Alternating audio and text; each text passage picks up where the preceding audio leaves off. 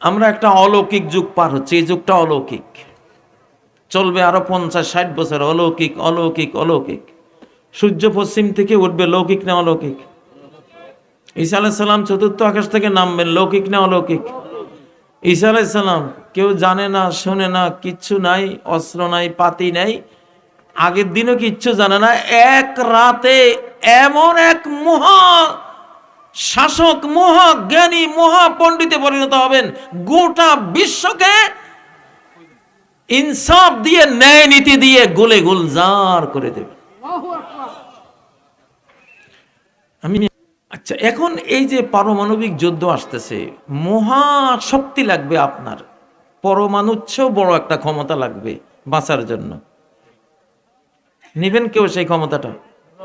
কারা কারা হাত তোলেন, এমনি দিব না। নারায়ে তাকবীর, নারায়ে তাকবীর, তাকবীর তাকবীর, তাকবীর তাকবীর, তাকবীর। সেই ক্ষমতাটা লাগবে। হযরত ইব্রাহিম আলাইহিস সালাম তো একটা ক্ষমতা দিয়া নমরুদের আগুনের ভিতরেই তিনি জান্নাতি সুখ শান্তিতে তিনি ছিলেন কিনা?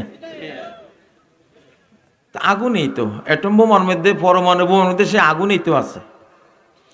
आगा है औलाद इब्राहिम है नमरूद है, क्या किसी को फिर किसी का इम्तिहा मकसूद है।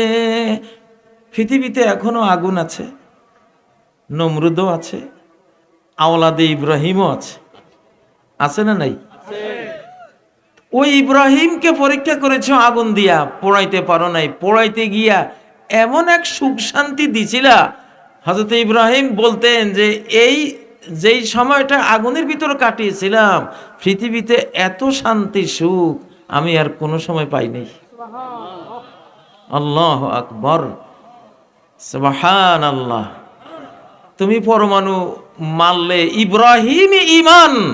হযরত ইব্রাহিম যে খলিলুল্লাহ ছিলেন, আল্লাহর সাথে যে তার আলটিমেট ফ্রেন্ডশিপ, অনন্ত বন্ধুত্ব ছিল, সেই বন্ধুত্ব যদি আমরা নিতে পারি, ইনশাআল্লাহ পরমাণু বোমার বিস্ফোরণের ভিতরে আমরা ইব্রাহিমী সুখ শান্তি এই যুগেও আমরা পাইতে পারি ইনশাআল্লাহ।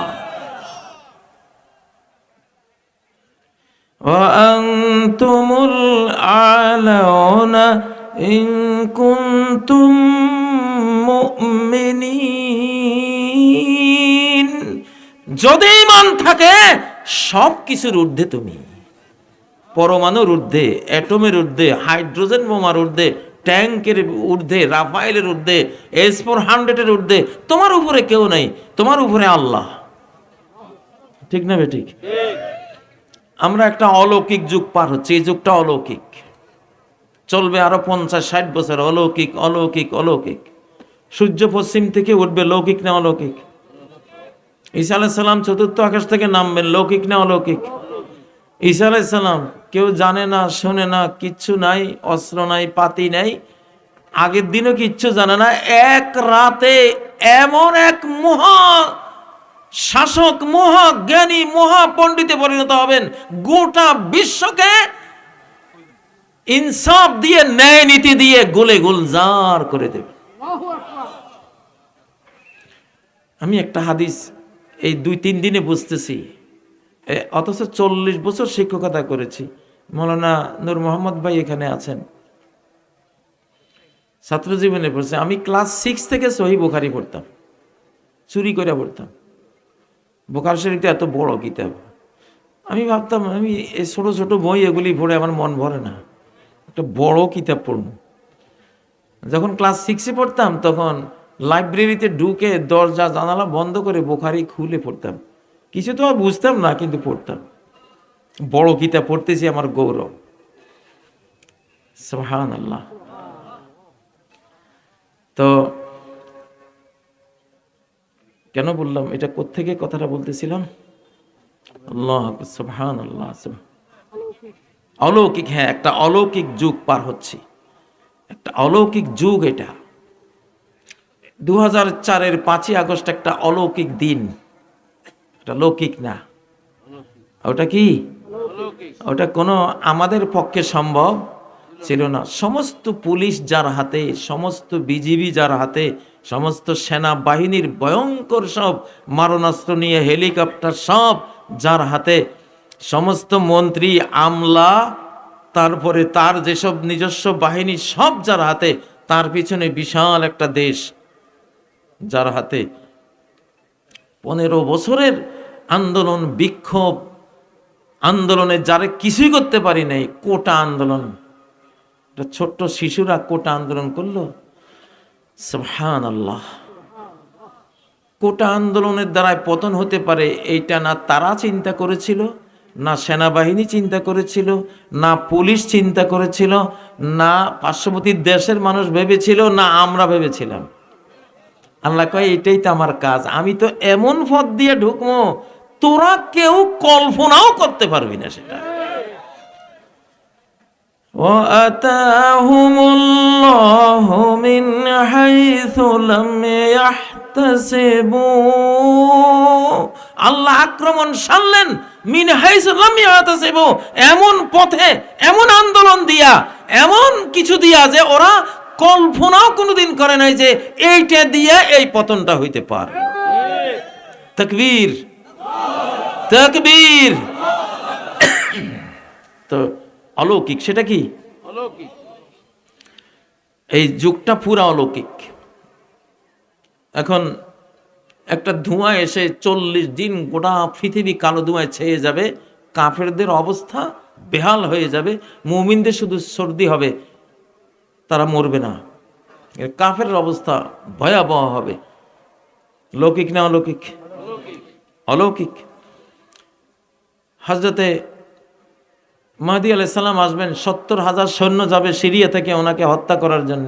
মক্কার মদিনার মাঝখানে বাইদা নামক স্থানে গোটা বাহিনীকে মাটি কারুনের মতো গিলে খাই ফেলবে। লৌকিক না অলৌকিক? অলৌকিক।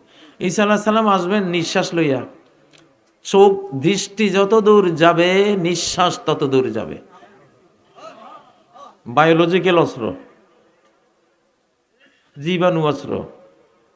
চোখ যদি 100 কিলোমিটার যায়, নিঃশ্বাসও 100 কিলোমিটার।